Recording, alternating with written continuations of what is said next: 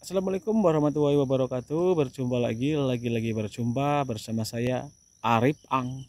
Oke teman, ini dia tanaman cabai saya, cabai red yang dulu pernah saya review 2 bulan yang lalu. Ini udah mulai berbuah teman. Jadi umur 2 bulan itu udah mulai berbuah seperti ini. Ini cabai red.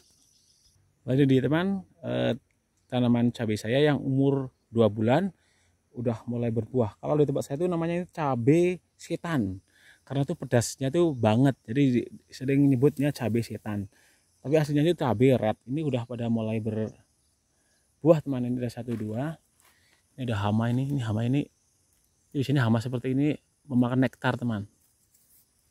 Nah, ini alhamdulillah, karena kalau cabai jenis cabai red ini kan tinggi teman, pertumbuhannya cepat tinggi, karena kalau tidak pakai lanjar ini akan roboh. Ini aja lanjar ukuran 1 meter terlalu pendek teman, harusnya 1,5 meter segini. Ini kependekan saya.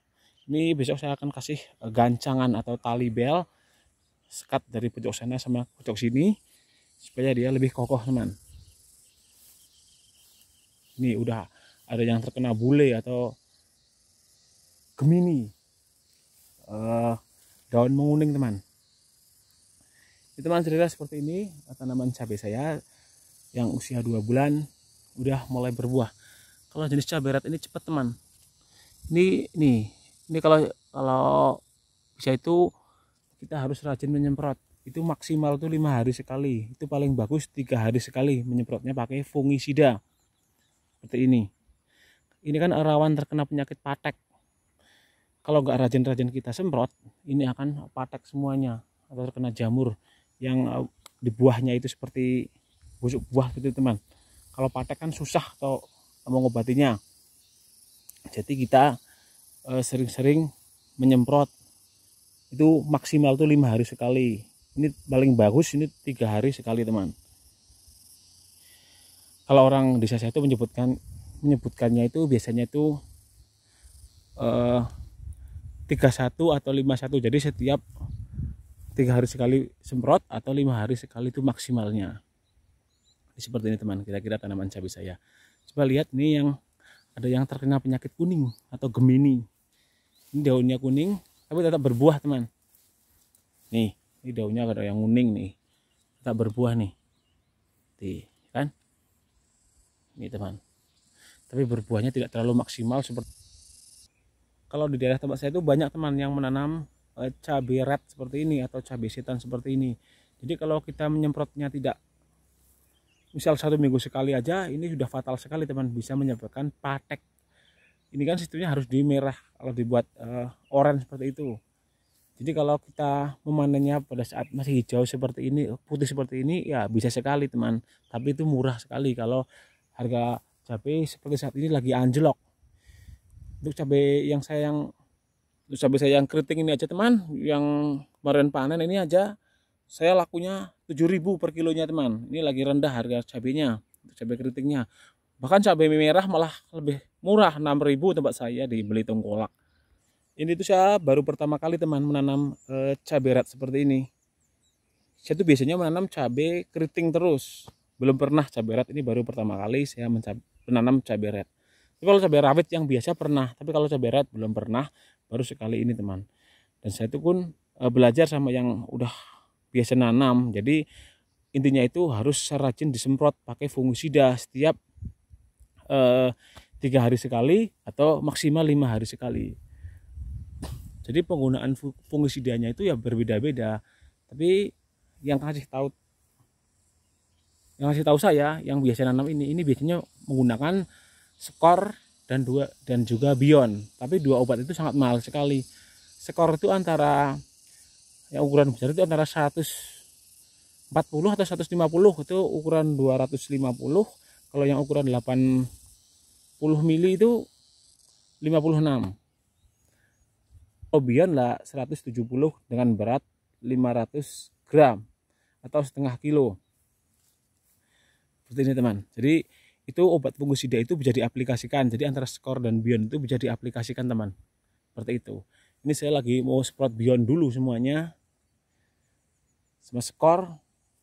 Tapi saya belum pernah saya aplikasi. Katanya kalau mau aplikasi itu udah mulai tumbuh seperti ini. Lah kayak buah pertama, buah-buah seperti ini. Kalau di sini namanya pentil, seperti itu. Nah itu baru kita mulai semprot dengan campuran fungisida atau aplikasi fungisida Bion dan juga skor. Tapi pada awal belum berbuah saya skor dulu teman, skor terus. Seperti inilah teman. Ini sepertinya kayak ini apa namanya, rumpak ya kan, besak-besakan. Ini karena ini sama tubang sari sama kacang tanah, sehingga kelihatannya sesak berdesak-desakan seperti itu. Ini udah saatnya panen teman, jadi saya dalam waktu dekat akan memanen kacang tanah juga. Karena kalau kacang tanahnya udah saya panen, ini pasti pertumbuhan cabenya akan lebih bagus lagi teman. Kadang tuh kalau kita tidak rajin menyemprot, ini banyak terkena ini teman, busuk batang seperti ini. Ini disebabkan oleh ini jamur juga. Ini kalau ini kan jadi mati teman, seperti ini. Nah nih busuk batang seperti ini teman, jadi mati nih. Tuh kan, payah kalau udah busuk batang seperti ini. Nih, ini juga busuk batang nih. Ini udah mulai layu ini atasnya. Biasanya kalau udah busuk batang seperti ini langsung layu. Paling malas teman kalau sudah terkena busuk batang seperti ini. Jadi sayang. Biasanya tuh kalau udah busuk batang, kadang tuh udah berbuah bagus, ini busuk batang. Ini busuk nih. Ini udah mulai layu nih. Ini busuk juga nih ada. Dan sayang juga teman. Jadi selain ada fungisida itu inseknya itu bebas teman. Tapi saya pada awal tanam usia 2 minggu ini udah saya kasih insek dengan demolish ataupun winder untuk ada belalang, ya kan, ada binatang-binatang putu daun. Tapi kalau daun-daun yang melipat atau karena tripis itu cocok dengan menggunakan demolish, itu langsung mekar dengan bagus. Kita lihat. Nah, sebagai contoh ini teman, ini dulu itu keriting banget teman. Ini setelah saya gunakan demolish ini, atau di toko pertanian banyak tuh obat-obat untuk tripis atau kutu daun. Jadi ini udah mekar dengan bagus. Biasanya kalau udah terkena tripis, itu di bagian bawahnya itu masih ada yang daun-daunnya, sisa daun yang ini masih keriting. Lah ini melipat seperti ini teman. Lah seperti ini melipat seperti ini nih, kan? Jadi ini dulunya seperti ini teman, bawahnya. Terus setelah kita semprot dengan demolish, ini untuk akar barunya, maksudnya untuk tunas barunya, ini akan tumbuh bagus seperti ini. Seperti yang tadi seperti itu teman. Dan memang kalau tanam cabai seperti ini butuh perawatan khusus. Kalau contohnya cabai red seperti ini teman.